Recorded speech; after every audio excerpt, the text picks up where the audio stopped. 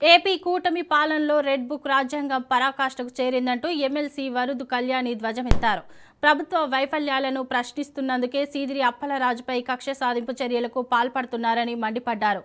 కూటమి ప్రభుత్వ వైఫల్యాల నుంచి ప్రజల దృష్టి మళ్లించడానికి సీదిరి అప్పలరాజు అక్రమంగా అరెస్టు చేశారని, ఇది పూర్తిగా డైవర్షన్ పాలిటిక్స్ అని వరుదు కళ్యాణి ఆరోపించారు.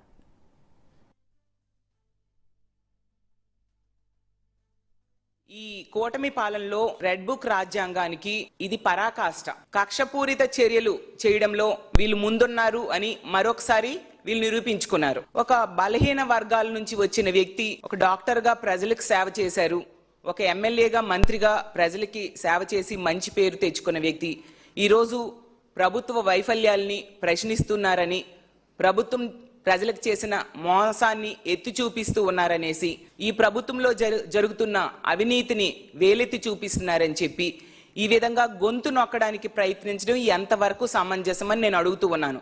దీనికి ఒకటే కారణం కనిపిస్తూ ఉంది, డైవర్షన్ పాలిటిక్స్. మొదటి నుంచి కూడా ఈ కూటమి ప్రభుత్వానికి డైవర్షన్ పాలిటిక్స్ అనేది బాగా అలవాటు. ఎక్కడైనా ఈ దేశ చరిత్రలో మనం చూసామా, కొడుకు ఒక యాక్సిడెంట్ కేసులో అరెస్ట్ అయితే తండ్రిని కూడా అరెస్ట్ చేయడం అనేది మనం ఎక్కడైనా చూసామా, విన్నామా అని నేను అడుగుతూ ఉన్నాను. అంటే ఒక నియంతృత్వ ధోరణి. అసలు ప్రజాస్వామ్యంలో ఉన్నామా, నియంతృత్వ సామ్రాజ్యంలో ఉన్నామా అర్థం కాని పరిస్థితి. ప్రజలకి వీళ్ళు ఇచ్చిన హామీలు ఏమీ అమలు చేయట్లేదు, కానీ రెడ్ బుక్ రాజ్యాంగం అమలు చేయడంలో మాత్రం వీళ్ళు ముందుండే పరిస్థితి మనం చూస్తూ ఉన్నాం.